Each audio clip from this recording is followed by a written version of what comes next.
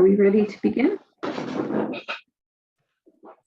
Good morning. I'm going to call to order this meeting of the Monroe County Board of Commissioners. It is Wednesday, February 9th, and we will begin by noting that everyone is present, and our public statement will be read by Commissioner Giffens, please.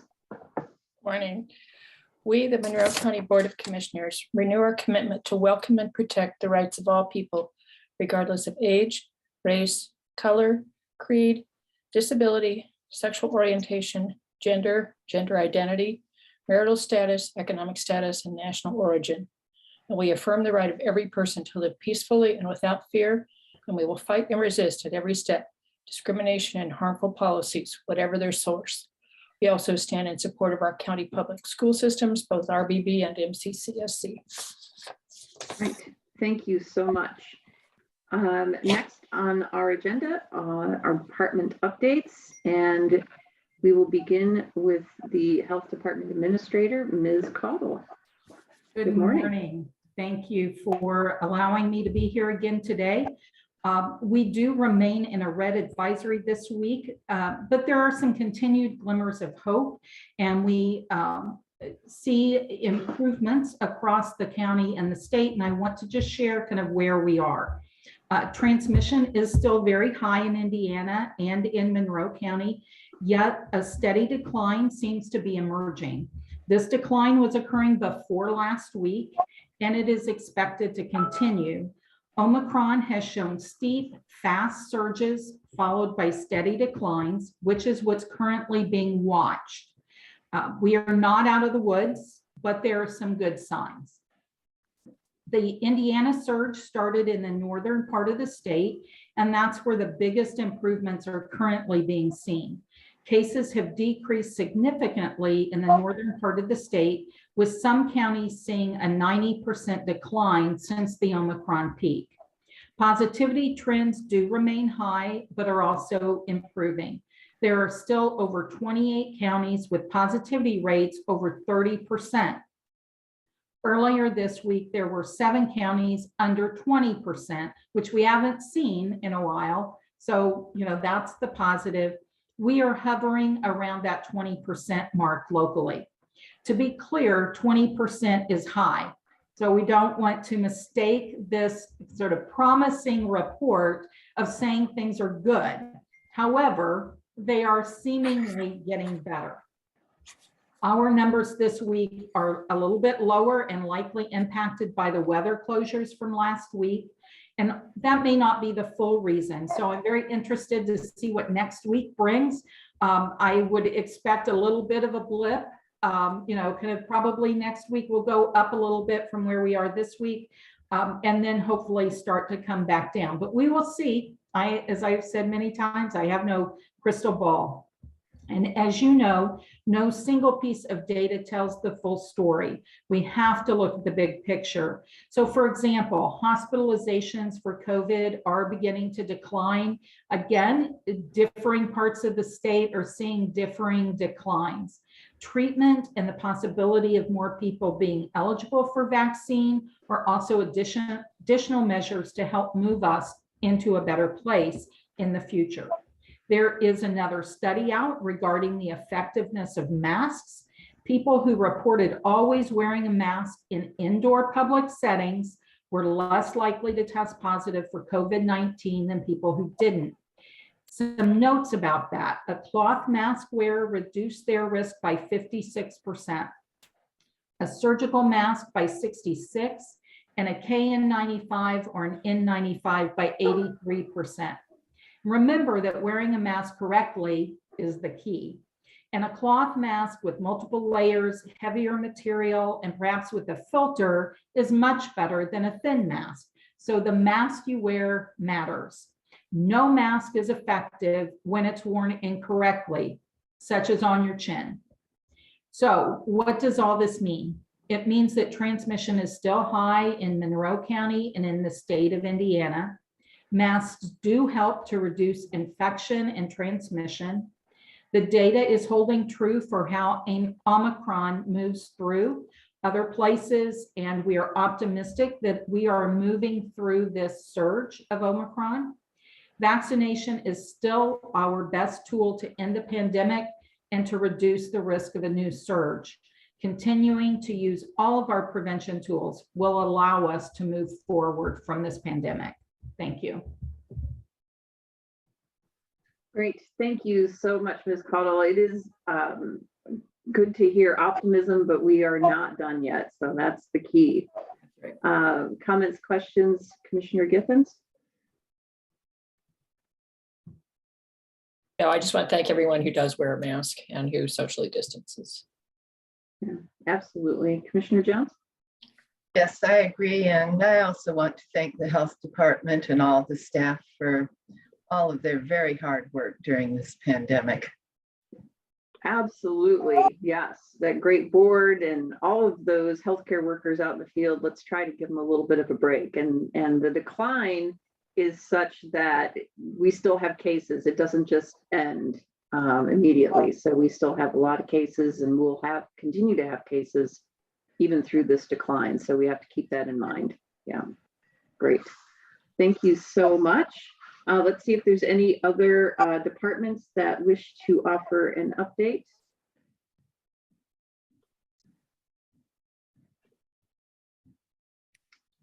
Okay, I don't see any. Double check here. All right. All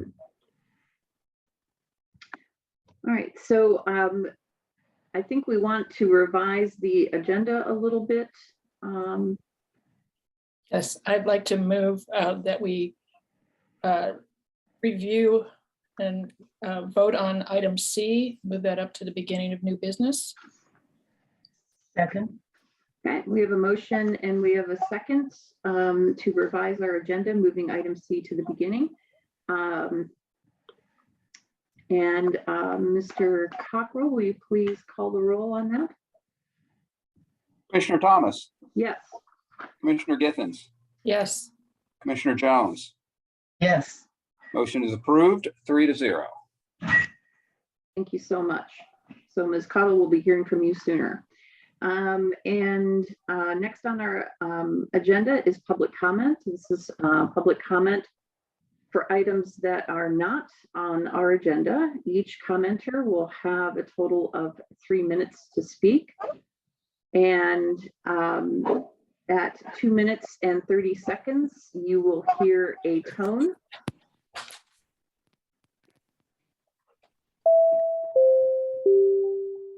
Thank you so much. When you hear that tone, that means you have 30 seconds to wrap up your comments. And it looks like we have a couple of commenters. We're going to ask you to give us your name and let us know whether or not you are a Monroe County resident. So first, it looks like we have Angela Northcutt. Hello, my name is Angela. I am a Monroe County resident. I do have a question. Is this something that I can ask you questions, or it's just for me to talk? Well, it's typically a time for comment. Just so you will not answer my questions. We may be able to. We might not be able to. Okay, I wish that Penny would have stayed on really, because I actually had questions for her. I called her this morning. She made comments about the masking and about how our county fares and the numbers. The thing is, I would like to see data because we are under a mask mandate, the only one in our state. And if a mask mandate was truly working, our numbers would be significantly lower than every other county. If you have that data somewhere, you really need to share it with us, your constituents, because it is not showing that on the IN.gov dashboard, which I'm sure you are all familiar with.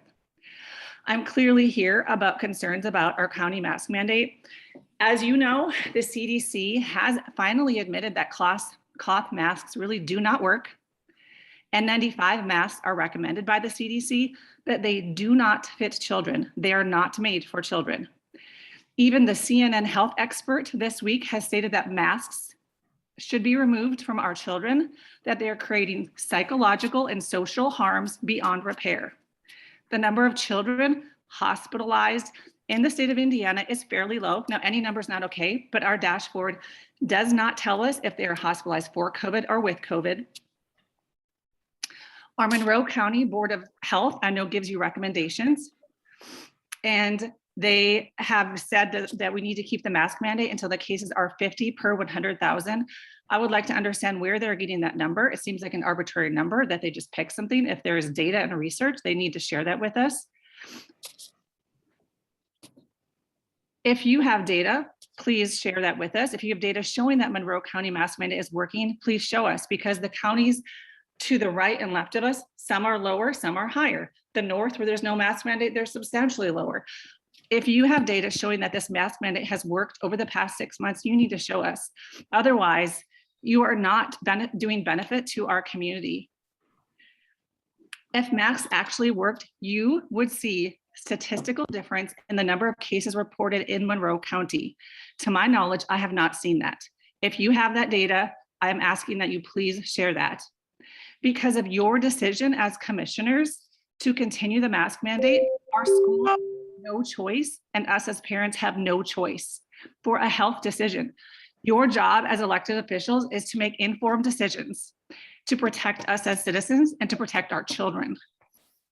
At this point, it does not appear that you are making decisions based on health. It really just seems as though you all are making decisions that are politically driven, and in this county, it seems to be political theater. Our kids are being harmed. You need to remove the mask mandate and put decisions in the parents. Okay, thank you, Angela Northcutt. Two things. If Ms. Cottle wishes to respond, she can during her item on the agenda. And also, I will note that there is a Board of Health meeting at 4:30 on Thursday, tomorrow, February 10th. And that is a great place to pose those kinds of questions as well. And we do have another commenter here. It looks like Donovan Garlitz, who is a member of our election board. Can you confirm that that's you, Donovan? Good morning. Can you guys hear me? We sure can. Wonderful. Thank you for allowing for public comment this morning. Donovan Garlitz, election board member, so obviously member of Monroe County, a resident of Monroe County. I'd like to first, Angela, thank you for your passionate speech on masks. While I certainly concur and would like to note that we are the only county that still has a mask mandate countywide imposed on us of 92 counties in the state of Indiana. That is as of last August, according to my research and multiple news outlets. The reason I actually came on was regarding my capacity as an election board member and my ability to meet in person. I was very, very excited last week when we started to get communication about the governor's health order expiring, and that we would have to go to the hybrid and or in-person meetings for countywide boards and commissions. And although I was incredibly confused and scratching my head as to why that expiration would be the impetus to going to in-person meetings, I was excited. And then the further we got along, and I'm not going to delve into all the communications on it, but it seems as if the commissioners that you three are using the governor's health order as a complete crutch as to why we can't meet in person. The order does not say anything about mandating that we cannot meet in person. None of the executive orders ever have. It simply says you cannot be any less restrictive than what they talk about. So like Angela, in noting about all of the other counties, not only our surrounding counties, but the rest of the 91 in the state, I did extensive research yesterday and did not find one county that has not been meeting in person since at the latest summer of 21. Now, do I agree that there should be a virtual option for those folks who are immunocompromised or wish to be virtual? Absolutely. I don't think I would want anybody to take that away. But I think it's important to have face-to-face contact, meet in person. and utilize the offices that everybody pays for, every Monroe County resident pays for. And I would just like to ask you to please consider getting us off this island that we are on, surrounded by 91 other counties in our state, none of which are doing what we're doing. Thank you. I appreciate time and the opportunity. You guys have a great day. Thank you, Mr. Garlitz. Thank you for being here, and we will note that indeed, once we begin meeting in person, that there will be a virtual option that we will continue because we have created a well thought out policy to allow folks in the community who perhaps can't drive in for a meeting to be able to attend virtually. And that's for health reasons, but also convenience. We found that we've had a lot more folks attending our meetings because we have this Zoom option. So it's actually been a real benefit to public participation and transparency. All right, I don't see any other commenters. So we will move on to the next item, please, on the agenda. Move approval of the minutes from February 5th, 2022. Second, We have a motion and a second. Any comments or edits on this? Yes, I wanted to make sure that the amendment, the single sentence that was in the amendment gets added to the minutes. And that was that the properties described in Exhibit A value is less than that of preparing and selling the item, therefore it may be demolished, junked, or if hazardous, properly disposed of. I just want to make sure, since that wasn't in the original documents that were sent out, that that does get recorded somewhere. Excellent. Thank you so much. Mr. Cockrell, will you please call the roll on approval of minutes February, it would be February 2nd, 2022? Commissioner Thomas, Yes. Commissioner Githens, Yes, Commissioner Jones. yes. Motion is approved, 3-0. Thank you so much. Next item, please. move approval of claims docket, accounts payable February 9th, 2022, and payroll February 11th, 2022. Second, We have a motion and a second, and we have Mr. Miller here to tell us all about it. Good Of course. morning. Good morning. The total for claims was $634,569.44. $100,665.75 was for Hubler and Sons, Inc. for 3 new 2022 Chevy Silverados for our Highway Department. $93,459.61 was for Advanced Correctional for on-site medical and mental health services, primarily for the month of March. $63,621.38 was for East Lawrence Water Authority, which was for utility relocation construction for Hunters Creek Road Phase 2. Finally, $42,375 was for American Structure Point, Inc. for right-of-way services, Fullerton Pike Phase 3 land acquisition, which sums up the larger expense items in our claims docket. As far as the payroll total is concerned, that was $1,174,801.43, $1,246,665.82 were for direct costs, and the remaining $528,135.61 were for the indirect costs of payroll. Right. Thank you so much, Mr. Miller. Comments, questions, Commissioner Githens? No, Commissioner Jones? no, I don't. Any public comment on this item, please raise your hand on the Zoom screen, and we will take your public comment. Again, a 3-minute time limit per commenter. I do not see any hands raised. So with that, Mr. Cockrell, will you please call the roll on approval of claims docket, accounts payable February 9th, 2022, and payroll February 11th, 2022? Commissioner Thomas, Yes. Commissioner Githens, yes, Commissioner Jones. Yes, Motion is approved, 3-0. Thank you. Right, thank you so much. And with that, we will move on to new business and we'll begin with item C, please. Move to approve Indiana State Department of Health grant for COVID-19 vaccine administration fees. Fund name Health, fund number 1159, and an amount to be determined. Second. We have a motion and we have a second. Ms. Cottle, thank you. Good morning. Thank you very much for moving this up. And I will just add a couple of things based on the public comment. And the first is, yes, the Board of Health meets monthly. They meet tomorrow night at 4:30 and public comment is taken. So I would encourage people who want their voice heard to please come and share that with the board.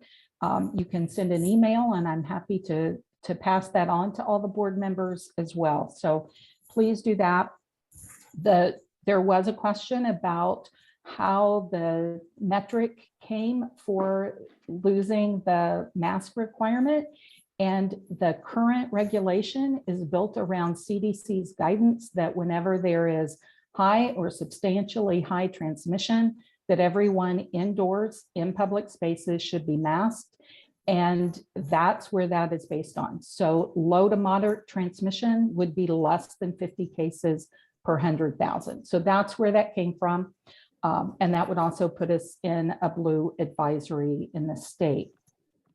The board again does meet and certainly things change.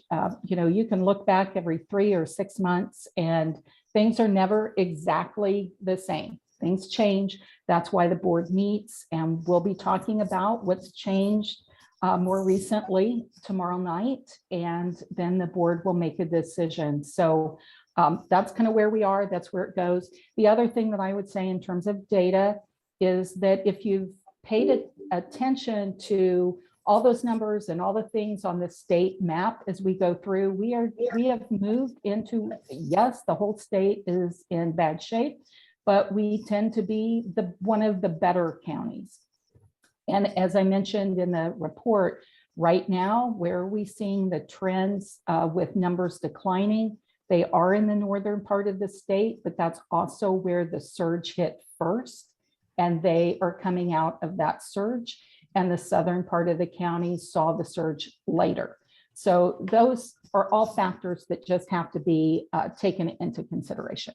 So to this request, last year we received, and I think it was at the end of the year pretty much, but we received a grant agreement from the state that technically isn't a grant. They are billing that vaccine administration fee on local health departments' behalf. But the mechanism for the state to disperse that money to us is through a grant agreement. And so they had to follow up with a letter and talk about all of that. So you signed last year's agreement. We thought it was fully executed. When we investigated why we still had not received money for reimbursement that other counties had, there was an issue with some signatures. There was an incorrect signature at the state level, and so we did not get money. So what is before you is for 2022, but it also goes back and covers 2021 so that they can release the reimbursement money that they collected on our behalf in 2021. So that's why this has a longer date on it. The previous agreement said it gave us a dollar amount of $25,000. This one did not, because it's just really based on what the reimbursement is, and there is no set amount. So we will go to council to appropriate funds as they come in and are received. And we are scheduled to go to council to get this money moved. Or again, originally it was set up, it came as a grant, it was special, we put it in a fund. Now we've been told it needs to be in the health fund. So we're going to council to move all that around and change that appropriation to the health fund. But we will be doing that finance side on that once you approve this grant agreement. Excellent. Thank you so much. Comments, questions, Commissioner Githens? Yeah, I just appreciate the fact that our health department followed up on this and made sure that things were done correctly. Commissioner Jones? No, I don't. Thank you. Yeah, I appreciate that you took a moment to address the question. And I think it's important to remember that, counties are not boundaried by walls, they're porous, and people move back and forth. And so it's really difficult to assess a specific impact of one policy on one county when the neighboring counties aren't similarly set up. So I think that's something that's important to remember as well. It looks like we have a couple of members of the public who wish to comment, and this will need to be specifically on the grant agreement regarding vaccine administration, please. So first we have Angela Northcutt. So can I respond to Penny's comments? This isn't an appropriate time for that, but I think if you want to attend the Board of Health meeting, that would be a really great place to have a discussion with the board members. So you mentioned it was $25,000. Is this the $25,000 that's used to pay Security Pro to enforce masks upon the citizens here? Or what is that $25,000 to pay the county to analyze data? This is for vaccine administration only. Okay, so I will get on the Board of Health, but overall, you are all still vote on it. It is ultimately your decision, not the Board of Health. That's correct. Thank you.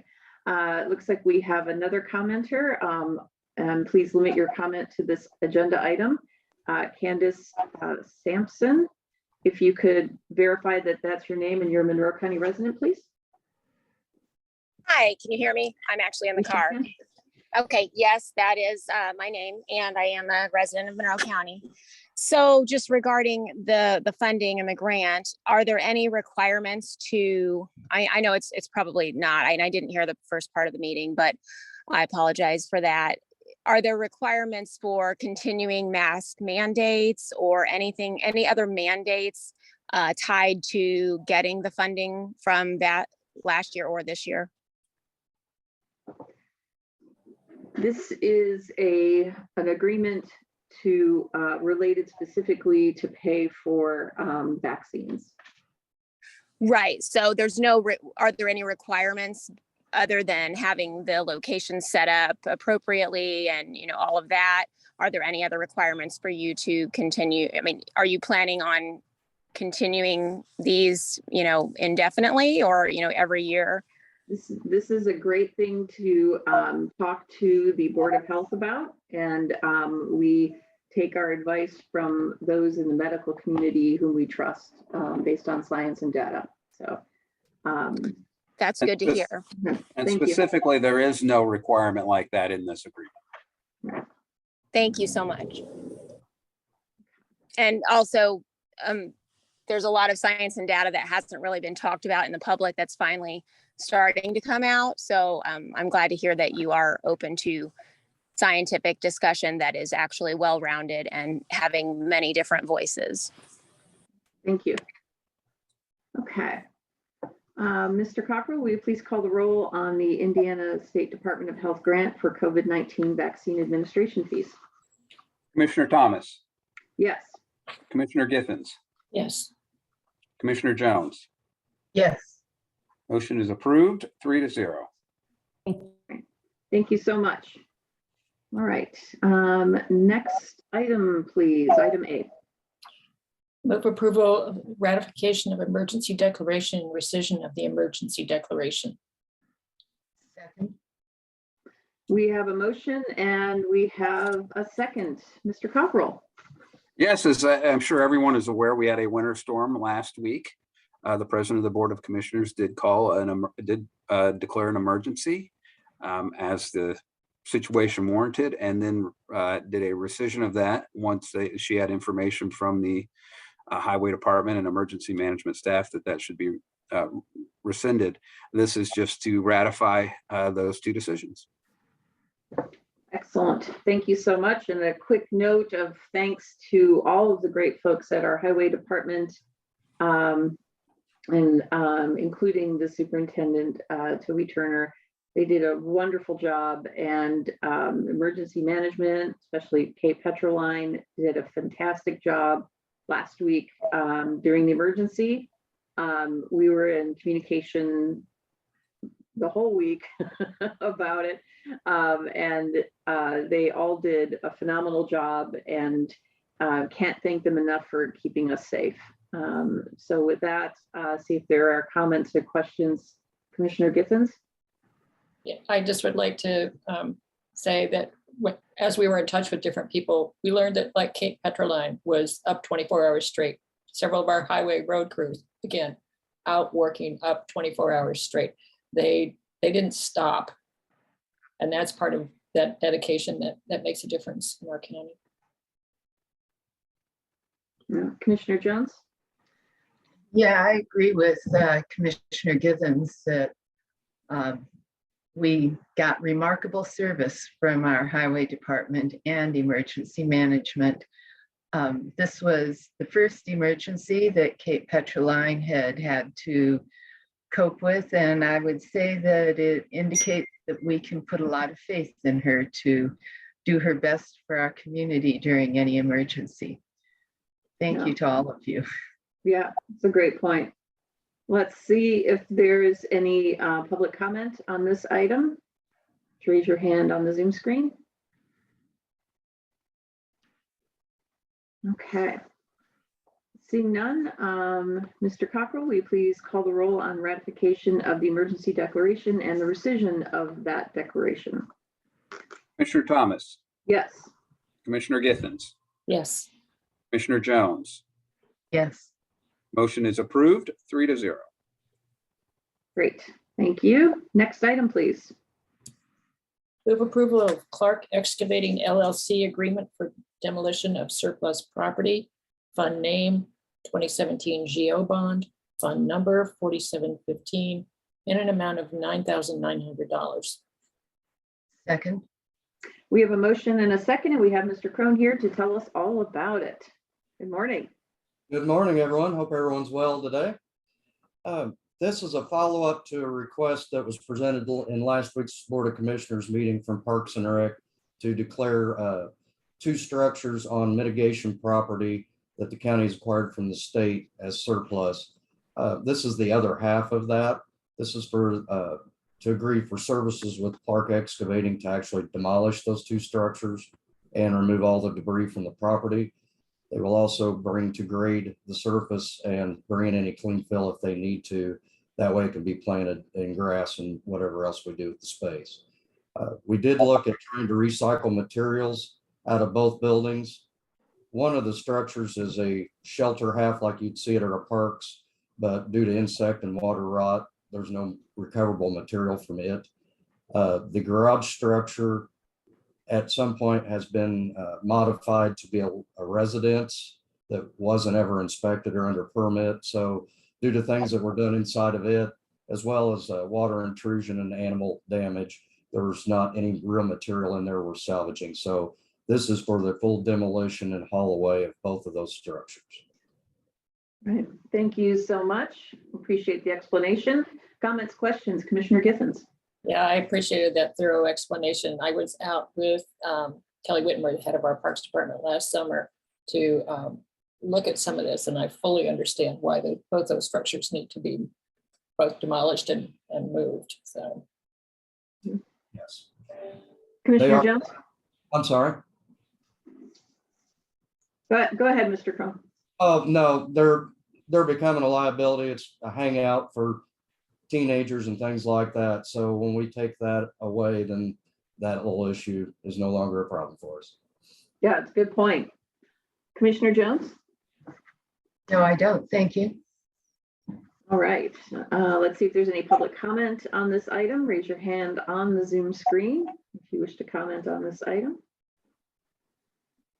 Seeing none, Mr. Copper, will you please call the roll on Clark Excavating LLC agreement for demolition of surplus property? Commissioner Thomas, Yes. Commissioner Githens, Yes. Commissioner Jones. Yes. Motion is approved, 3-0. Thank you, commissioners. Thank you so much. Appreciate it. All right, now on to item D, please. Move that we hear the 2021 Community Corrections Grant Annual Report. Second. All right. Ms. Strike, there you are. You are on. Good. Good morning, and please share your report with us. I don't know if you need to share your screen. I don't. Thank you for Thank having you. me. In October of 1983, we formed our Monroe County Community Corrections, and it is part of our probation department. And ever since 1983, we've been receiving grant funding through the Indiana Department of Correction. And one of the requirements of managing the grant is to come before the commissioners in the community at the start of every year to provide just an overview of activities from the year prior. So that's why I'm here, to give you a little bit of an overview of what Community Corrections did and how we managed the grant for 2021. So in 2021, we received a total of $1,355,780 for grant funding. This funded our community corrections programs, our drug treatment court, and our mental health court, which are 2 of our 4 problem-solving courts here in the county. Our community corrections program consists of our day reporting program, our post-sentence home detention, our pretrial program, which also includes pretrial home detention. And we primarily, through post-sentence, serve clients who have felony convictions. But between pretrial and post, back in 2021, we served a total of 769 people with felony convictions or charges through some means through our community corrections program. Also in 2021, our pretrial services program completed 1,264 pretrial assessments. And just as a quick overview, since 2016, our pretrial program,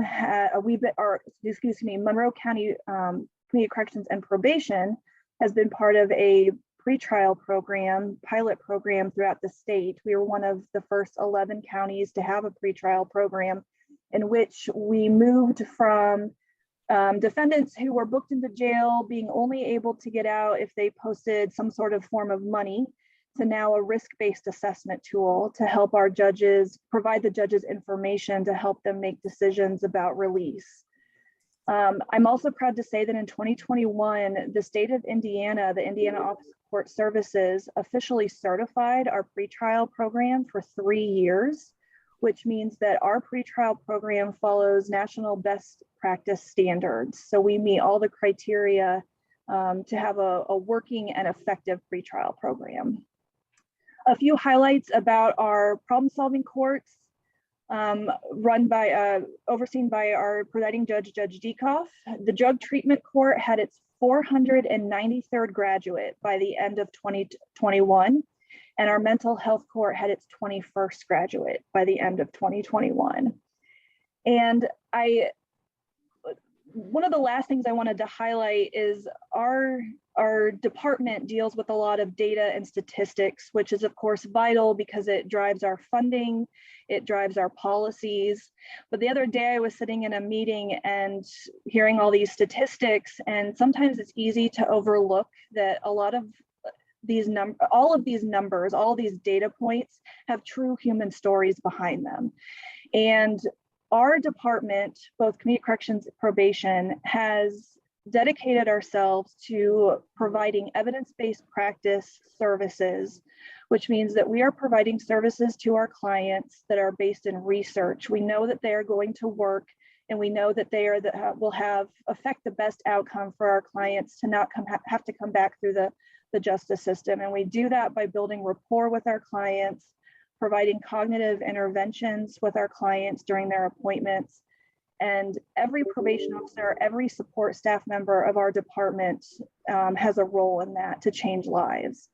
And in 2020, because of COVID, we had to change things up. We stayed open and we continued to see our clients, but we didn't have that same connection and that rapport that we had with clients that we normally do just because of distancing.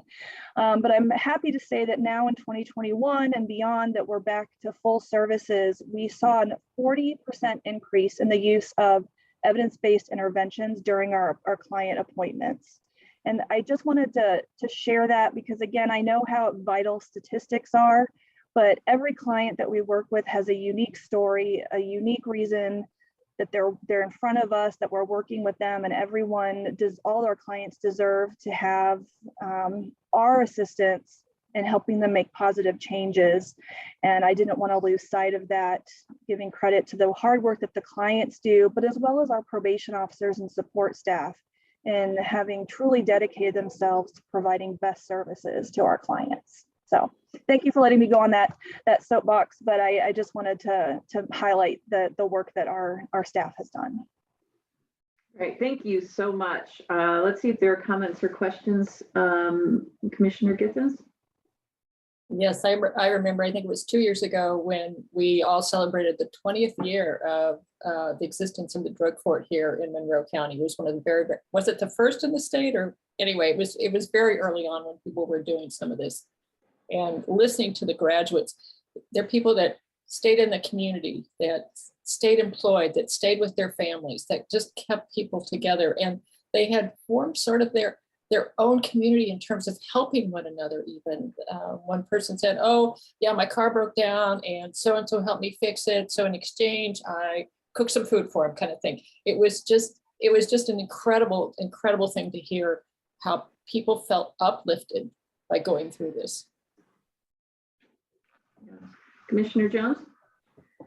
Yes, I was wondering if when people have the pretrial assessment and are released, are they always released to home detention, or is there some discretion in that? No, in fact, the last stat that I saw was that less than 1% of our entire pretrial population, so less than 1% of anybody that we've completed a pretrial assessment on ends up on pretrial home detention. So the judges have a wide range of services and options that they can release somebody to. The majority of defendants who are released to pretrial are released to non-reporting. So they never see a pretrial probation officer. They only receive phone calls reminding them to come to court, and it's a hands-off approach. And then we also have anything a little bit more to that is the next level of reporting is meeting with a pretrial officer, and they just meet once or twice a month and provide services or referrals, or as Commissioner Githens said, help with housing, help with education, help with employment. So the more restrictive conditions for pretrial are the less used. Thank you. That's very good to hear. Of course, people who find themselves involved in the justice system frequently find their whole lives turned upside down, and any efforts that are made to allow them to continue to be with their families and continue with employment are very important. This is really a wonderful program. And I agree with my colleagues, and I think you made such a great point about data. We see data, we see numbers, but these are people's lives that have been changed for the better, and our community is better because of it. So really appreciate you bringing your annual report to us today. Thank you so much. Thank you. Okay. And now we have 3 agenda items. We're going to kind of take them all together since they are so similar. I move approval of Sharps Customer Care Maintenance Agreement for Prosecutor Child Support Division, Fund Name, County General, Fund Number 1000-0660, an amount that varies per month. Second, Pitney Bowes postage meter agreement for prosecutor criminal division, fund name County General, fund number 1000-0009, an amount that varies per month. And finally, a contract for Pitney Bowes postage meter agreement for prosecutor child support division, fund name County General, fund number 1000-0660, in an amount that varies per month. Second. Okay, we have a motion and we have a second. Ms. Hamlin, tell us all about it. Good morning, commissioners. These three items were brought to our attention by the auditor's office last week as falling under their new requirement, which is that any claim made on a maintenance agreement on a contracted service has to be signed by the commissioners. So we're just bringing these forward to have them signed by you guys so we can get our claims paid. Right. Thank you so much. All right, comments, questions, Commissioner Githens? No, Commissioner Jones? Just thank you for taking care of this so promptly. Yeah, we You're appreciate it. Excellent. All right, let's see if there's any public comment on this item. Okay, seeing none, we'll come back for a vote. Mr. Cockrell, will you please call the roll on the Sharp Customer Care Maintenance Agreement and the Pitney Bowes postage meter agreements as outlined? Commissioner Thomas, Yes. Commissioner Githens, yes, Commissioner Jones, Yes. motion is approved, 3-0. Thank you so much. Great, All right. thank you, guys. Thank you. Next item, please. move to approve the revised Indiana Railroad Agreement for Vernal Pike Trail Project, fund name West Side Economic Development Area, fund number 4920, in an amount of $20,000 and $5,000 per day for flagging. Second. We have a motion and a second, and we have Ms. Ridge here to tell us all about it. There she is. Good morning. Sorry about that.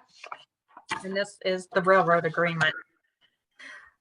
So you guys had approved an agreement, I believe 2 weeks ago, and there was a not to exceed amount for $5,000. In talking with the railroad, they were to put into that it was $5,000 per day. They also did say that is typical. That's what we had to pay for the Bridge 908. But they did state that they would work hopefully with us on the cost to get that lowered, but that would be the max. So it was revising that agreement.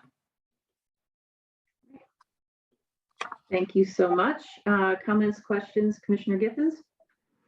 Yeah, I mean, we've been talking a lot about things related to economic development, and quality of place is one of the things that feeds into this. And certainly the trails that the county has been working on is part of that. So I appreciate all the effort that people have gone to make sure that this takes place. Commissioner Jones? Yeah, there are a lot of people who are looking forward to this trail being completed. Yeah, Yeah, it's been in the works for a little while. Yes, we're all eager. We're eager for spring so we can get out on the trail too. All right, let's see if there's any public comment on this item. Raise your hand on the Zoom screen. Seeing none, Mr. Cockrell, will you please call the roll on the revised Indiana Railroad Agreement for Vernal Pike Trail Project? Commissioner Thomas, Yes. Commissioner Githens, Yes, Commissioner Jones, Yes. motion is approved, 3-0. Thank you so much. And next item, please.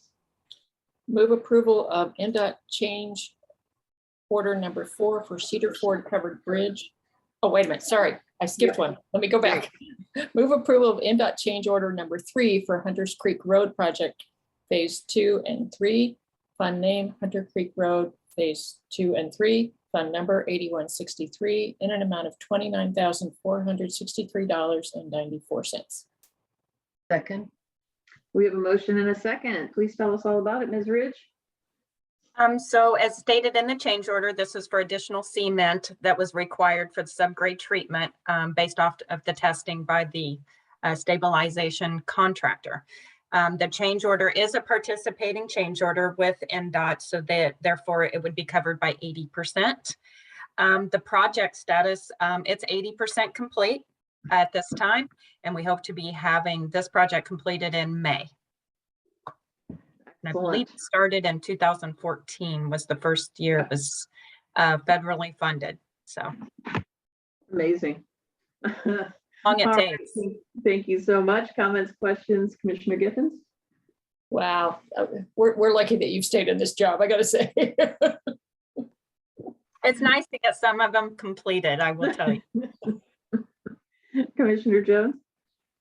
Yeah, it looks like there are several that are close to completion, which I'm sure will be kind of a sigh of relief for the department. Absolutely. We would like to utilize local road and street funds for more community crossings, taking care of the roads that we have, doing more paving. So getting these big projects completed is going to help us in the long run to free up some of those funds. Yeah, that's a great point. Thank you so much. Thanks for keeping this project on track through a lot of changes and issues. Let's see if there's any public comment on this item. You raise your hand on the Zoom screen. I don't see any hands for public comment. So Mr. Cockrell, will you please call the roll on NDOT change order number 3 for Hunters Creek Road project phases 2 and 3? Commissioner Thomas, Yes. Commissioner Giffens, Yes, Commissioner Jones. Yes, Motion is approved, 3-0.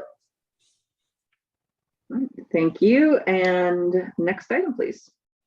yes, now we can go on to the NDOT change order number 4. Move approval of NDOT change order number 4 for Cedar Ford Covered Bridge, fund name, cumulative bridge, fund number 1135. second. We have a motion and we have a second. Oh, Ms. Rich, tell us about this final change order. This is a paper cleanup with NDOT. This is trying to close out this project that was completed. I think we opened it in 2019. So we're still trying to finalize the paperwork. So there was a 5-day delay in the notice to proceed to the contractor, which initiated a 5-day over the completion date, which it was not. The contractor would have been liable for liquidated damages, and that is not the case in this. So we're doing this change order to just clean that up to close out the project and get the dates to match up. Yeah, excellent. Comments, questions, Commissioner Giffens? Yeah, it's understandable why sometimes people get a little frustrated. Commissioner Jones? No, I don't. Thank you. Yeah, this is another long-term project. It's nice to Yeah. finally get this one done. Yes, excellent work. Thanks for the follow through. Let's see if there's any public comment on this item. Just raise your hand on the Zoom screen. I don't see any commenters. So with that, Mr. Cockrell, will you please call the roll on NDOT change order number 4 for the Cedar Ford Covered Bridge? Commissioner Thomas, Yes. Commissioner Giffens, Yes, Commissioner Jones. Yes, Motion is approved, 3-0. Thank you. Thank you so much.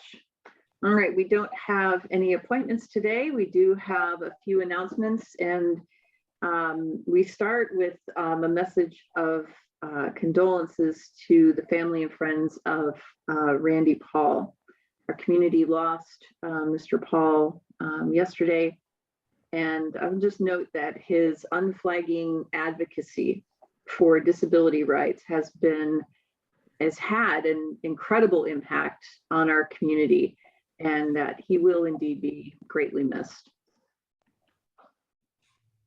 yeah, I'd like to say too that Mr. Paul did things that a lot of people in the community don't know about. He was on the library board many years ago. He served as a vital tutor and things like that. And Randy never gave up. He is just an inspiration in terms of if you believe in something, you just keep working at it. And so I greatly admire him. And Yeah. it's sad to find out. Yeah, he definitely will be missed. And some other announcements of note, we do have some board and commission openings. So if you're interested in serving on a board or commission, now is a great time to fill out that application to give your time, talent, and service to our great county. Just go to co.monroe.in.us and fill out the application. Also, the Township Assistance Fund money to assist folks who have been struggling as a result of COVID-19 financial impacts. This is to help with households to pay for basic necessities. This fund is being administered through the township trustees, and has reached $200,000 fund amount. If you do need assistance with basic necessities, please contact your township trustee as soon as possible. Every resident of the county lives in a township, and you can find your trustees by calling 211 or going to in211.org for more information. Do my colleagues have anything else to add to the announcements today? Yes, there are two more blood drives set up for the end of March, and I forgot to pull off the dates, but I apologize for that. But if people go to redcross.org, they can find those. And like I said, they're at the end of March, back-to-back days, I believe, one later in the day, one in the afternoon. And I have to say, last week when I was out donating, I was amazed that the people had come down. The workers were from Indianapolis, and they stuck around to make sure that things got taken care of. So many people came, they contacted them, they came in early for their appointments. Basically, it was another very, very successful blood drive. Yes, and Ms. Petroline always lists the blood drives on the county website. Just go to co.monroe.in.us and go to the emergency management page, and you will see the list. But yes, you do need to make an appointment through redcross.org. Excellent. All right. We do have some items for our work session. Can we come back at 11:10 for our work session? Does that work? Excellent. And so with that, we are adjourned. Thanks, everyone.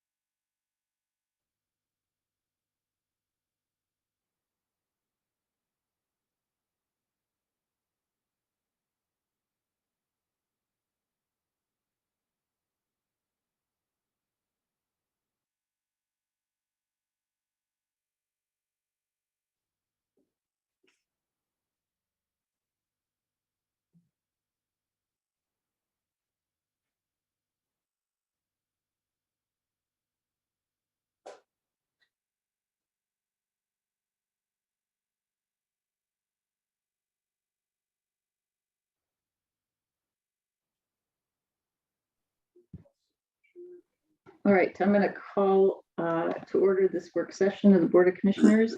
And first we have Mr. Schilling. Good morning. Good morning. Thank you very much. We have before you a service contract today. As you know, Margie Rice has left county employment and her primary client was the county council. And several council members expressed an interest in hiring Margie to help in the transition to train a new attorney to handle council matters. And so a service contract was put together using the county standard service contract form. The term of this agreement with Margie would be from January 29th of this year until the not to exceed fund amount of $20,000 is met. And the rate that would be paid would be $225 an hour. So that would authorize at least about 90 hours of work. And this was presented to the county council last night. They approved it and established the amount that they were willing to appropriate for that. And it's before you, as all service contracts must be. And since time is of the essence here, this is something we can vote on today and then ratify at a subsequent meeting. Or, yeah, I don't know that you need to ratify it at a subsequent meeting. I think you can conduct this kind of business today. Okay. Excellent. Great. Thank you. Comments, questions, Commissioner Gittens? Yes, does this mean that Ms. Rice will be filling in and working with council until her replacement is made in addition to mentoring the new person, or is it just to work with the newly appointed person? Well, I think it's to work with the legal department to help bring whomever is representing the council, whatever attorney is filling in that position, up to speed on ongoing projects, to provide background information about work that has been done. And so that's basically it. It's not, in my understanding, it's not an attorney hired by the council to represent the council. It's an attorney hired to assist the legal department in providing representation to the council. Thank you. Commissioner Jones? Yeah, I just want to thank Ms. Rice for being willing to do this. I think dealing with the council is a pretty big job, not because of them, but because it just by its nature is a big job. And I'm sure she'll be very helpful. Yeah, definitely. And the council did hear this last night, and there was resounding support for doing this, and it makes a lot of sense. It looks like we have Council Member Hawk. Yes, thank you. Good morning.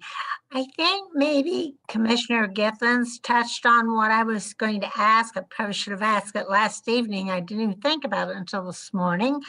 Thought we were, because a couple of us then decided we would like to see it to be more than what was originally presented at 10,000, not to exceed 10,000.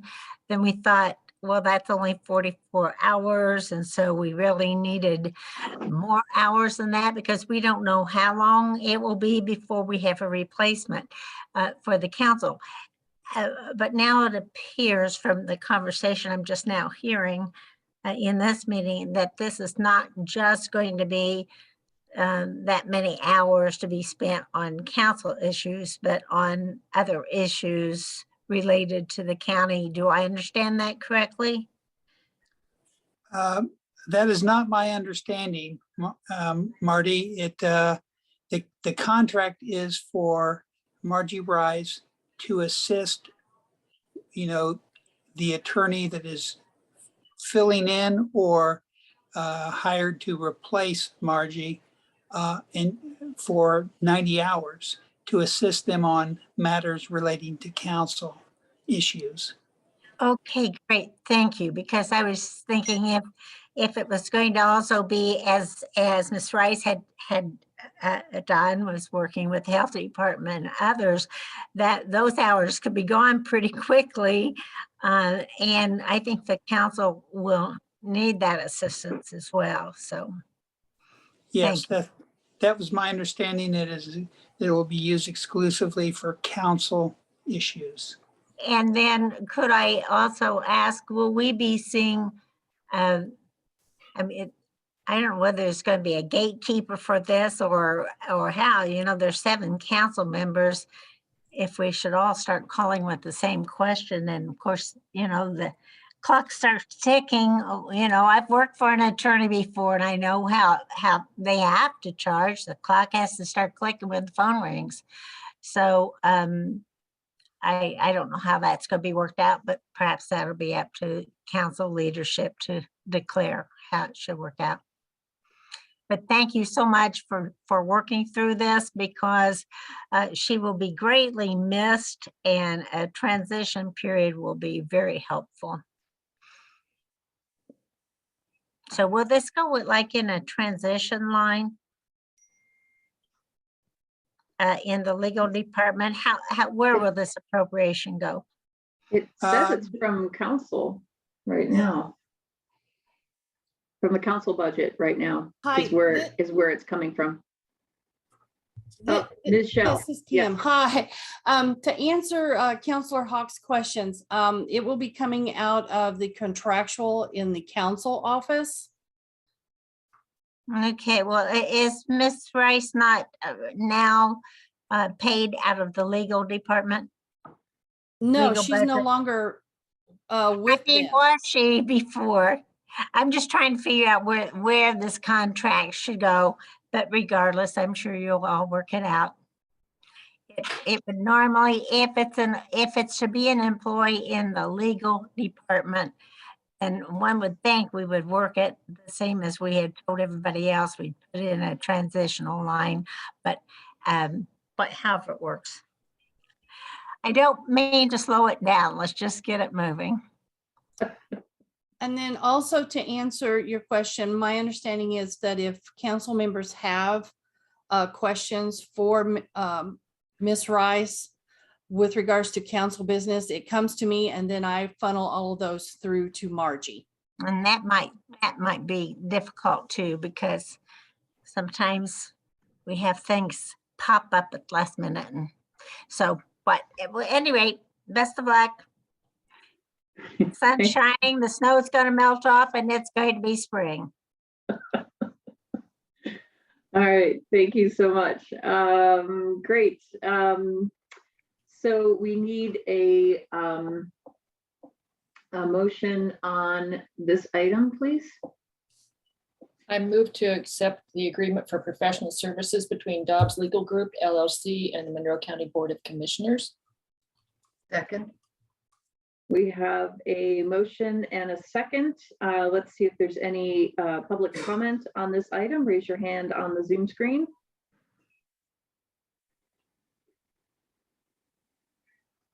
Okay, seeing none, Mr. Cockrell, will you please call the roll on the agreement for professional services contract? Commissioner Thomas, Yes. Commissioner Githens, Yes. Commissioner Jones. Yes. Motion is approved, 3-0. Thank you very much. Thank you so much. All right, next we have Ms. Sensenstein from Employee Services and Nichelle Whitney Wash, new name, from the Garden Group. Congratulations. To tell us, give us this end of project report from the Garden Group. Good morning to both of you. Good morning. I think you said everything I was going to say. Nichelle is here to present that information to you all, and I will turn it over to her. Thank you, Elizabeth, and thank you, Julie, for recognizing the new name. So I would like to share screen so that we can see the report. Is that appropriate? Okay, great.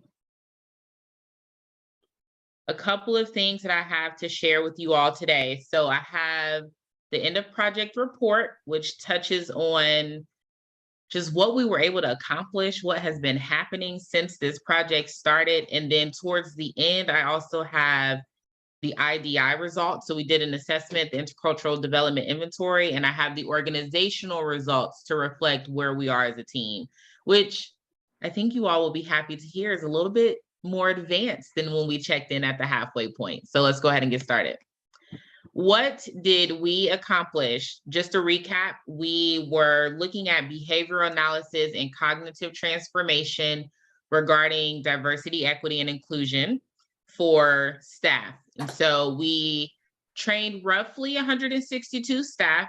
They were spread out across 7 different training groups. Just so you all know, 162 staff have completed at least one session, but not everyone has completed the full suite of programming. Total, we did about 135 hours of direct content delivery.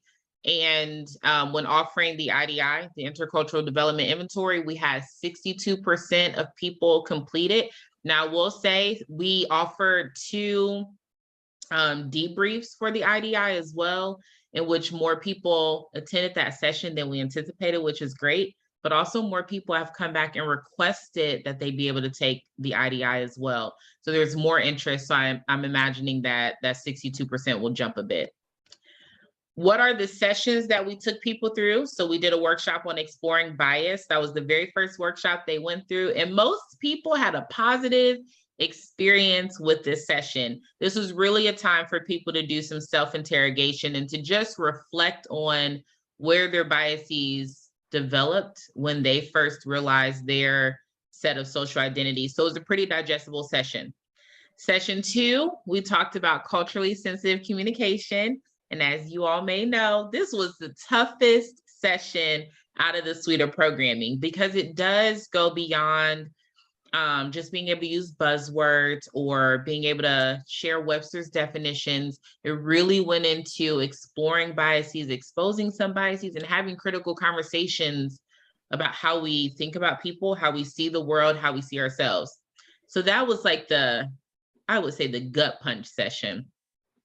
We then recovered well with session 3, talking about imposter syndrome. So we talked about how bias and how we see ourselves and our social identities impact how we showed up in the workplace. So whereas we see someone who's detached, they're not a team player, they're not engaged in the workplace, we talked about how that could be the orientation of a soloist, someone who has adopted this mindset, this defense to be able to protect the integrity of their work, but also their confidence with being in the workplace.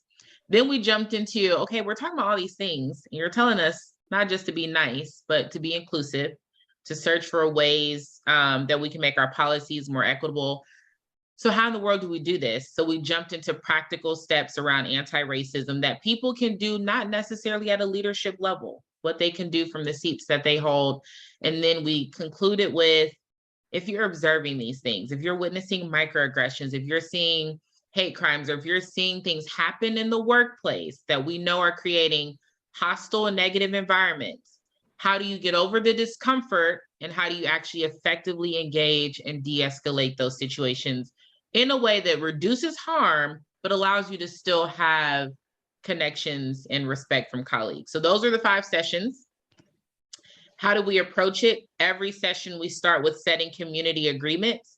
And I always let people know, if you do not feel that you can uphold these community agreements, you can step back from today's session.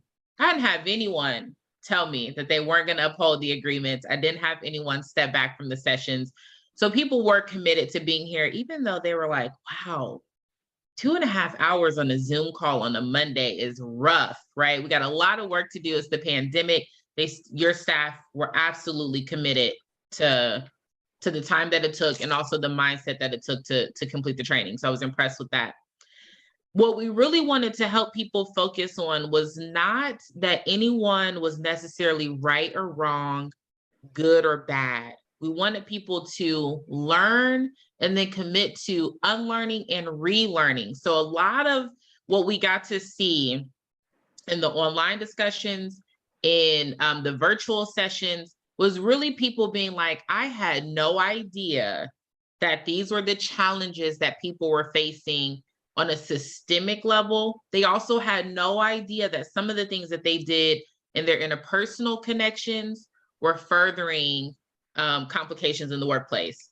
So when they were online, we had about 57 active participants. That means people that committed to every assignment, they commented multiple times, they were engaged, and they applied what they were hearing in the virtual trainings to the actual online platform.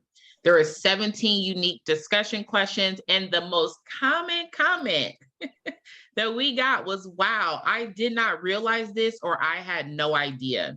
On average, your staff are spending about 40 minutes per resource, and it totaled up to about 932 quality comments. So there is some other stuff in there, but as far as like actually being engaged and thoughtful, 932 comments.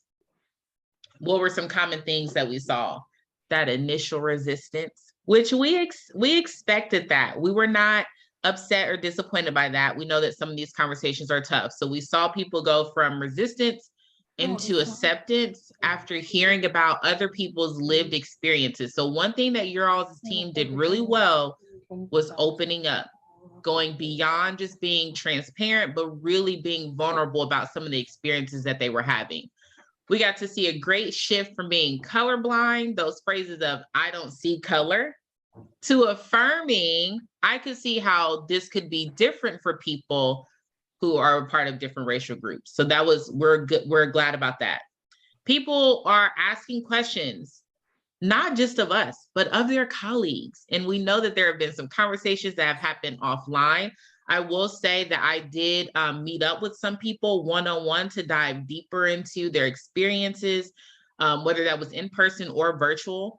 And we did have some people come to us and say, hey, we're having conflicts or challenges with our coworkers. Can you help us work through that? So we mediated some situations for people in a way that's like, listen, we don't need to tell HR. This is not punitive, right? Like this is just an opportunity to learn. And it was great. I haven't heard any bad follow-up or feedback. So I think we're good. Continuing with online discussions, I want to say that this general theme of moving from hostility to acceptance was phenomenal. But there is one particular person who stands out to me, and I'm not going to name this person, but when they started this process, they were very honest. Like, I don't have time for this. I would rather be doing other things. I'm not interested in talking about these conversations in this workplace. Like, we're fine. They were very vocal. Okay. By the time we had, so some of the things that, those were some of the things, but then we also saw some things in the online engagement where they would say things like, so I'm automatically racist just because I'm white. This is so insulting. How dare you talk about white supremacy, right? It was just like this shut down mindset. By the time they had worked through all of their sessions and engaged more with their colleagues in the workplace, I actually got great emails about this particular person from their peers that were like, thank you. We've seen this. I've been able to have this conversation. I've never been able to talk to this person about this before. And one of the most impressive things that they said towards the end, I think is also powerful too, is they acknowledge, I've never even heard of Jim Crow laws before. I wish I had learned about this in school. What books can I read? Now, this is a middle-aged person. This is not an 8-year-old who's never heard of Jim Crow, okay? This is a middle-aged person who's been with your organization from some time. And just to see them have that realization, like, okay, there's a lot of things that weren't taught to me in school. So I have no idea how I got to this place of having these biases or feeling this way, but I'm committed to learning. I was incredibly proud, and I did send them a note saying, like, thank you for that vulnerability and transparency. So that's generally what we did after each session. Is we asked them to give us some feedback. I did not include all of the questions here, but I did include the most powerful pieces of information. So up top, you'll see how they rate the course 1 through 4. Okay, that's just FYI. But what I learned and what you're going to see consistently throughout the sessions is how many people, and I'll zoom this in so you can see it a little bit, how many people said that they are learning something. So in our very first session, nearly 93% of people said that they learned something. And that's really important because when we ask them about their comfort with acknowledging bias, we didn't talk about combating bias or addressing it yet, just simply acknowledging their biases. About 86% of people said that they felt at least their comfort with acknowledging had increased some, whether that was a little or a lot, didn't matter, it had increased. And that's what we wanted when starting this session. We wanted to build that awareness so they had the ability to transform behaviors and how they thought. Some qualitative responses about that first session. When we asked them what were the most valuable and thought-provoking components, people are saying things like the definitions. I didn't even know what the definitions of certain words meant and how they've changed over the years. Which I remember after this session, one of the groups was like, you know, it just kind of feels like, excuse my French, you're damned if you do and damned if you don't. Like, how are we supposed to learn all of this stuff? So we knew that that was going to be the feeling, but we were glad that people committed to doing the learning. And I know that I've shared this report with you all, so I won't read through every single comment for each of these responses, but just wanted to pull that out. When it came down to session 2, which we did say was the harder session, right? We got to see that 84% of people did say that they learned something. Now, the thing about this is kind of towards around session 2, 3, 4, and 5, not as many people were completing the surveys, which we know that that happens, okay? We know that surveys are never 100% participation, so we understand that. But when we asked about their understanding of culturally sensitive communication, again, 73% of, or about 83% of people were saying it has increased some. Whether it was a little or a lot, didn't matter. The fact that it was increasing their understanding of more culturally sensitive communication, that was a win. Few qualitative responses that came out of session 2 is not to assume that someone understands or that that they're good at certain things just because they're from a specific ethnicity. Not to assume that people have a shared understanding or that they're just good at certain things because they're from a specific ethnicity. That seems so basic in elementary, but that's where a lot of stereotypes can get disrupted, right? If we just take time to understand, groups are not always monolithic. So I was very proud of some of these reflections.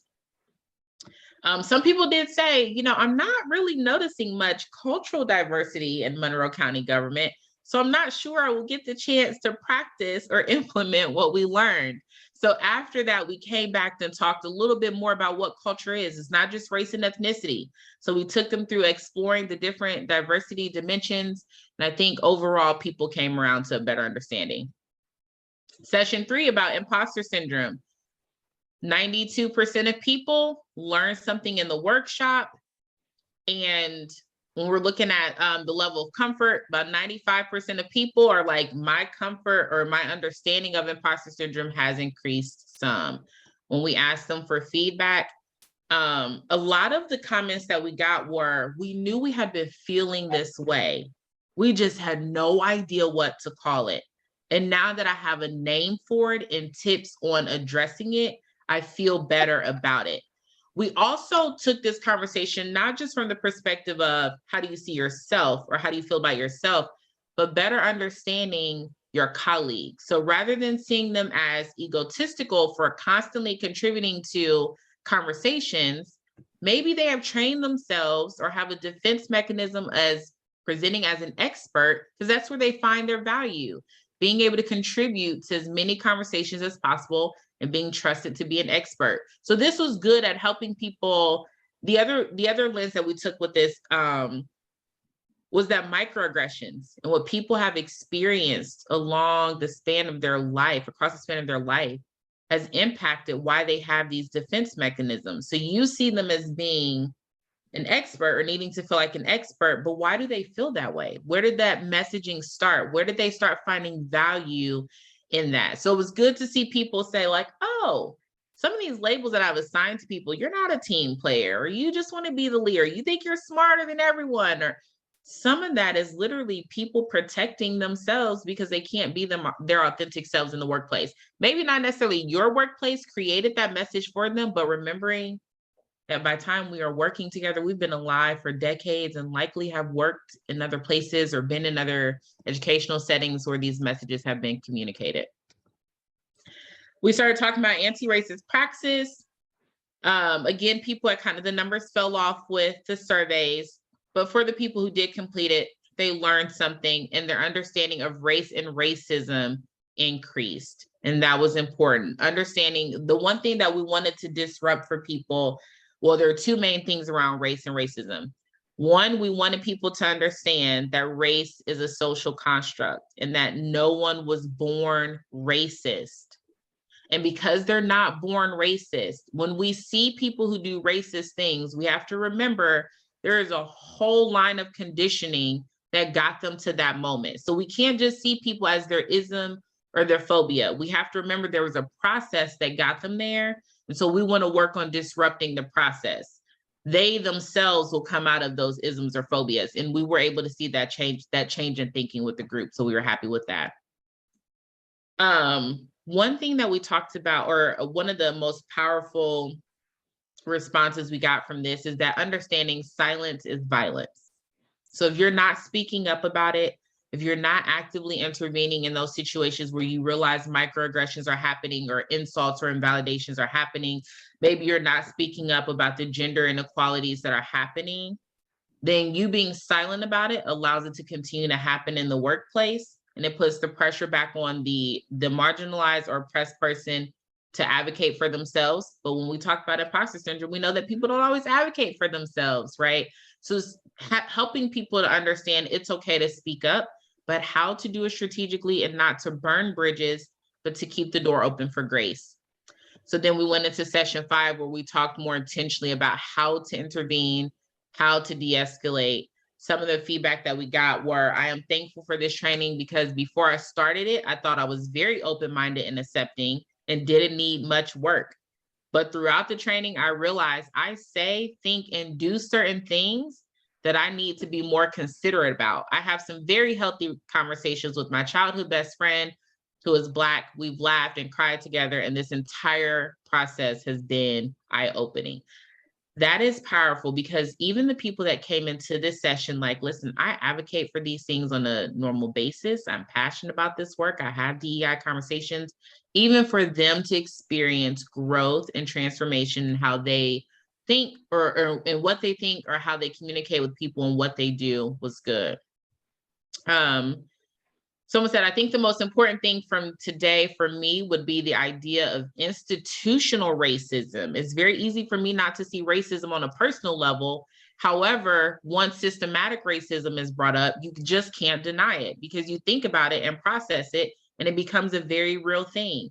That's what we wanted people to get away from, is only seeing racism at the individual level, right? Some of the ideas and thoughts and processes and practices and policies that we go by and that we live by are because of the institutional, the systemic things. It has nothing to do with the people. But then we talk about how people uphold systems. So if the system is working, it's because the people are working it. And so we talk about why we have to intervene and de-escalate. So we had all these wonderful sessions and people were taking their intercultural development inventory because they were like, I want to know what's my orientation with dealing with and accepting and adapting to different cultures. So here on the screen, you see 2 scores. You see the perceived orientation. That's how the organization, that's how people felt about themselves. Most people were like, we're in the acceptance phase, which is normal. People usually don't see themselves as not accepting, right? The developmental orientation, though, is the actual score. It's our actual orientation. It's how we actually handle and address not just culture as far as differences and similarities, but also conflict, okay? If the score, just so you all know, if the scores differ by more than 7 points, then it is significant difference. And so we do have a significant difference here. What we see is that our organization is falling within minimization. Now, again, this is about 62% completion rate, which is pretty good. That's a pretty good rate for completion for the IDI.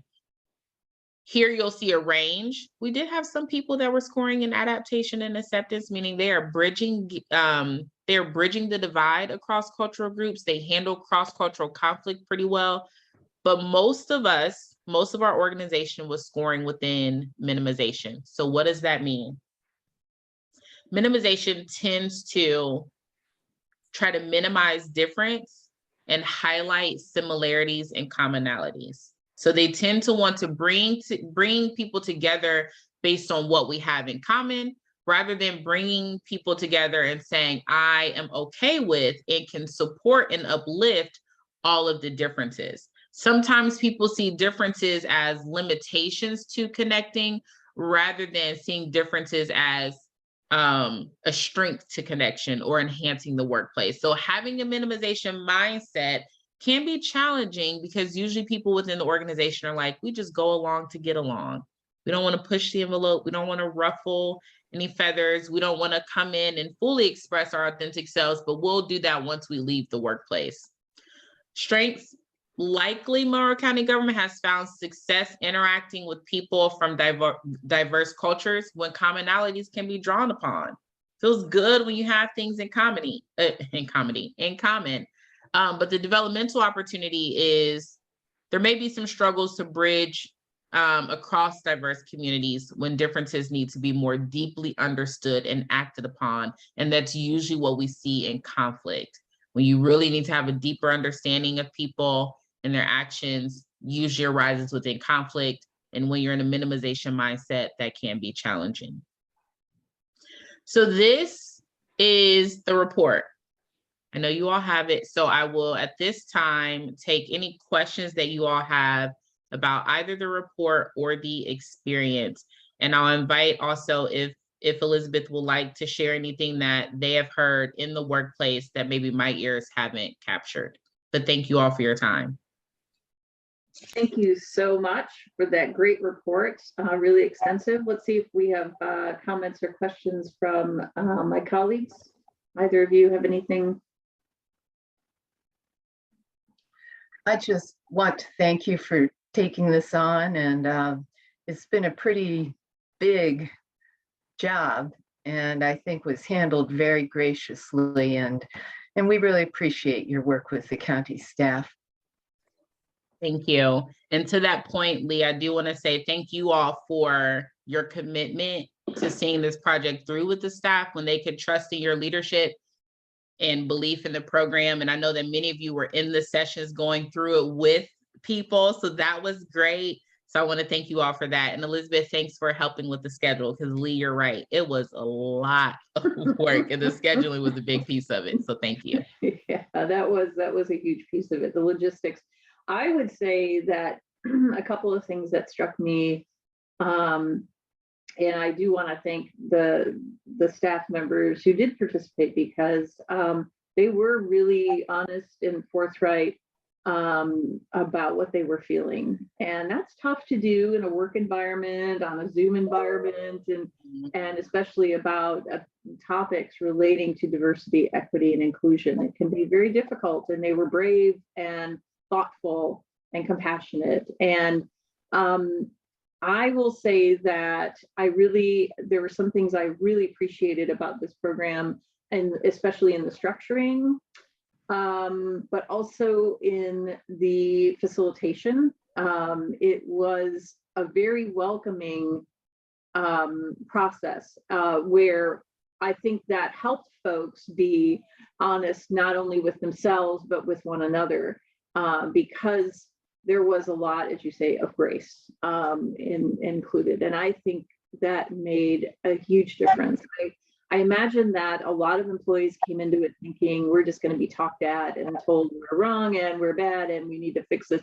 But it really was a good opportunity to think about each person, to think about their own background, how they got to be where they are, how things are socially constructed, their own experiences, but also the impact on others in our community at large, in county government, everywhere, and how that impact is so significant. It's not just something to be dismissed, and that's really a key point here. So I really admire the way that you went about putting this program together, and especially again, the facilitation was very welcoming, and it worked, I think really well. So we appreciate that. And yes, Ms. Sensenstein, thank you for organizing all of that. It is like, Yeah, but wait, I wanted that's to make easy a comment about that, and I just wanted to thank all of the employees that worked so hard and were very diligent about if they couldn't make a session, they were reaching out to me. I've said multiple times, I know too much personal information about people and where they are on a Monday afternoon, and that's fine. You know, I was happy to help them reschedule, and they were very, very diligent about if they couldn't make it, they were emailing me or calling me and letting me know. And so I think a lot of that work was on them to make sure that they were where they were supposed to be or doing what they were supposed to do. And I just want to praise them for that part of it. Yeah, that's very good point. Thank you so much. Excellent. Well, we really appreciate this, and it's really helpful to have such a comprehensive report.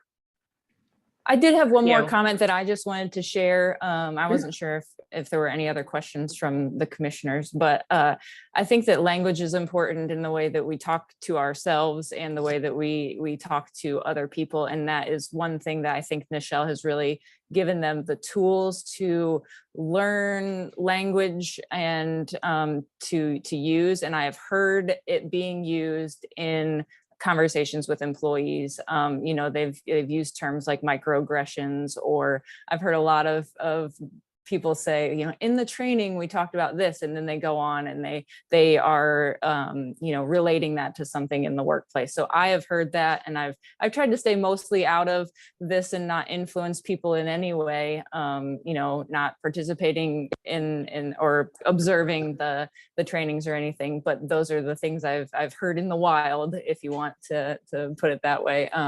And so I think that they have learned a lot of that kind of stuff and ways to communicate with each other. Yeah, that's evidence that it's sticking. You know, it's not just a program you get through and it's forgotten. It's actually implanted some great ideas and understanding and practice into everyday lives. And that's so important. So it's great. Did you have anything else to add, my colleagues?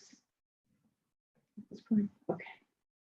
All right, excellent. Thank you so very much. Appreciate your time. Appreciate you. all the hard work. Thank you. All right, excellent. And next we have a couple of items from planning. So we'll bring on Ms. Nestor-Jelen. Good morning. Good morning, Yes, 10 minutes. commissioners. Good morning. Tell us about them. Sure. I'm going to go ahead and share my screen here. Okay. So can everyone see my screen okay? Okay, good. So the first item that I have. Kind of small. Yeah. Oh, sure. Yeah, Zoom in I on can that. see the screen, I just can't read it.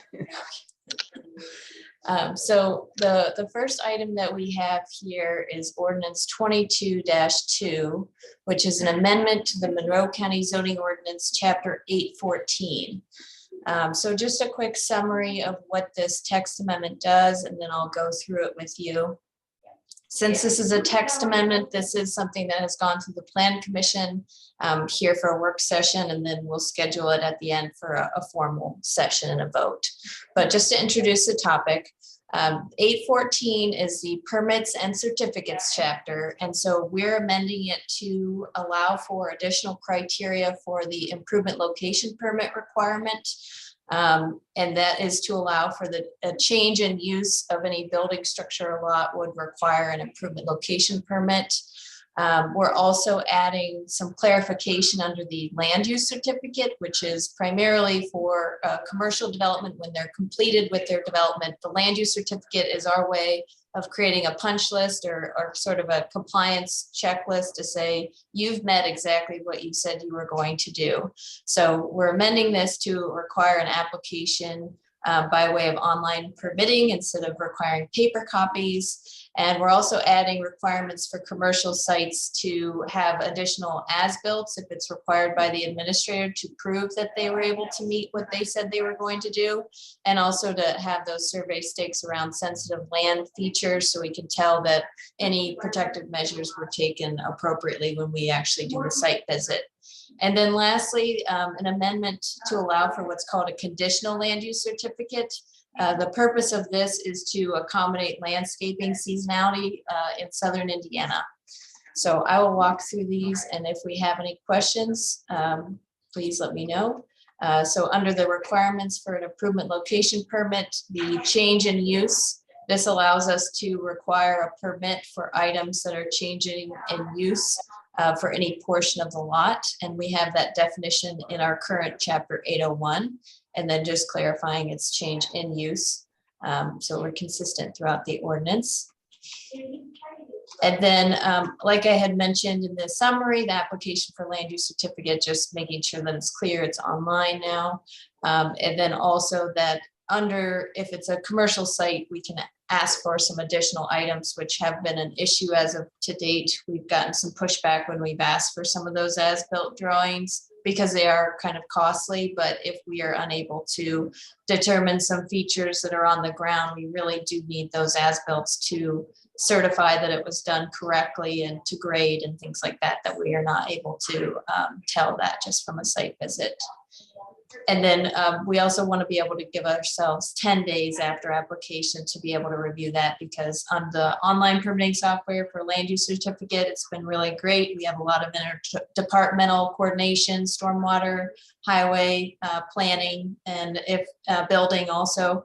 We just all look at it at the same time. So 10 days gives us the time we need to get out there and review it separately and make those comments.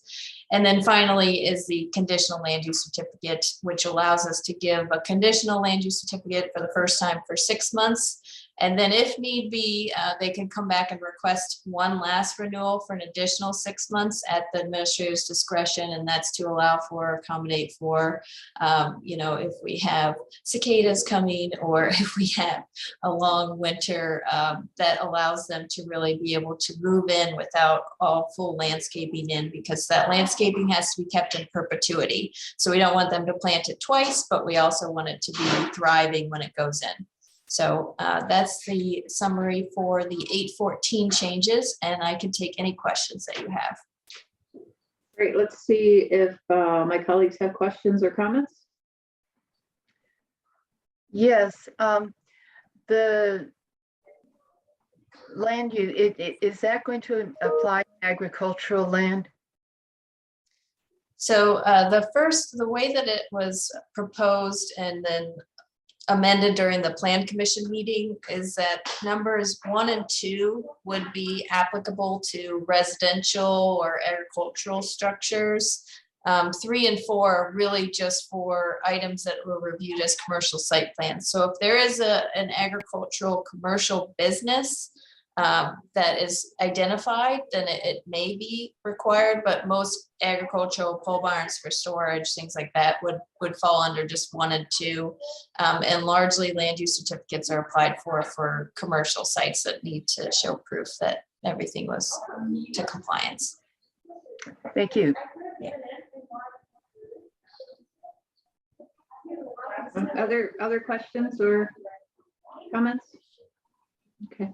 Can we go ahead and put this on the agenda for next week? Is everyone okay with that? Okay. Great. If possible, could we actually do the 23rd by chance? The 16th is okay. Yeah, So let's no do problem. that for the 23rd. No problem. Thank you. Yeah. I guess I should say it this way. We're ready whenever you are. Okay, great. Okay. And the next item.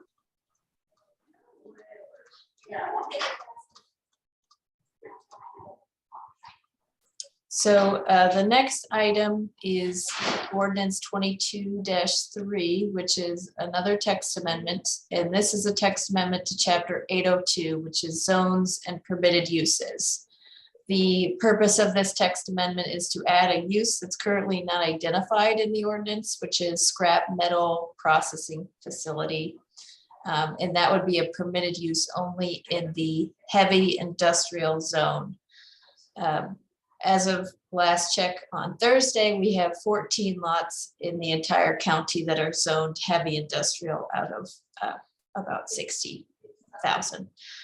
So this amendment would also include a definition that aligns with the Indiana state statute and places standards on that permitted use.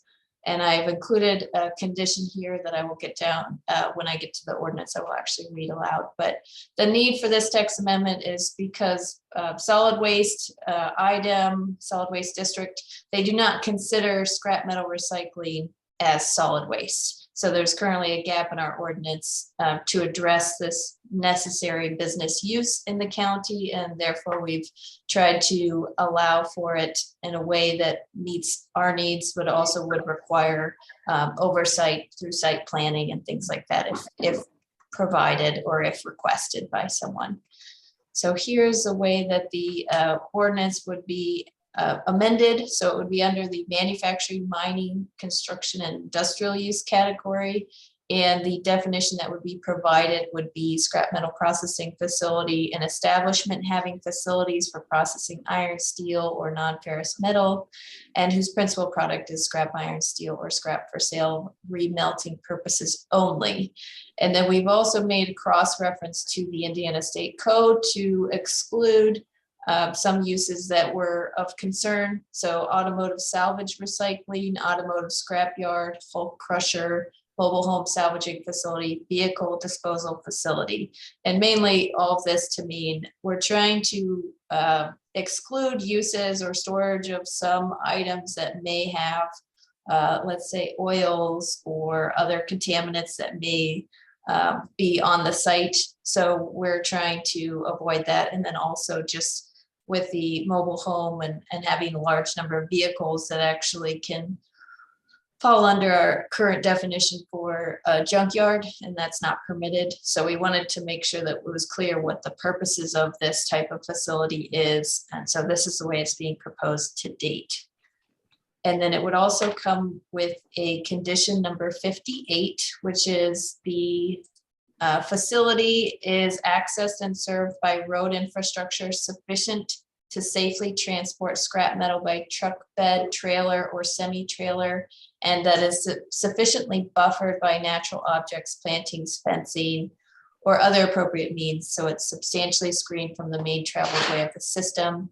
And then the outdoor storage area would be limited to 100,000 square feet or less and be located in an area that complies with buildable area as in the provision of 804, which means not in a karst area, not in an easement, not in a floodplain. So we're really trying to be strategic about where that outdoor storage area can be because it will be hosting some outdoor storage of metals. So I think that is all I have for this text amendment, and I can take any questions that you have. My colleagues have any questions on this? You're muted. Yeah, sorry. How many sort of scrap metal facilities do we have within the county and that this might impact? So I would say that we have one property owner that is currently interested in this type of use. And we were told that it couldn't fall under our current uses of under solid waste because it doesn't actually hit the waste stream. It's processing metal for resale.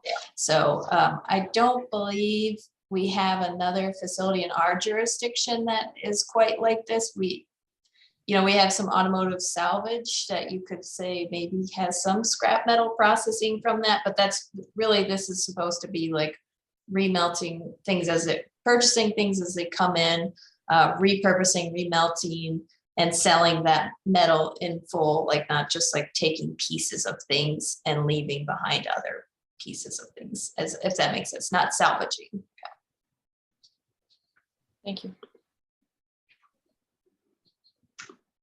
Comments, questions, Commissioner Jones? No, not at this time. Thank you. Okay. All right. Is there any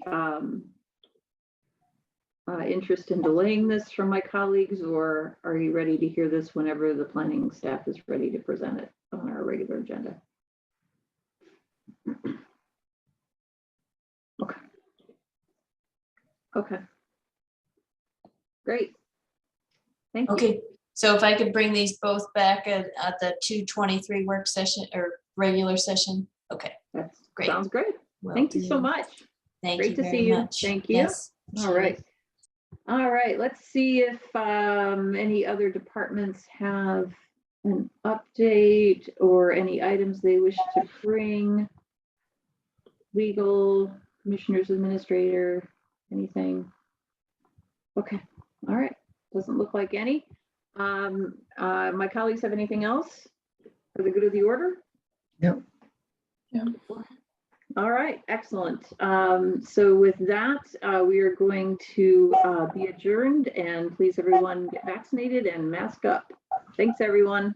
Be well.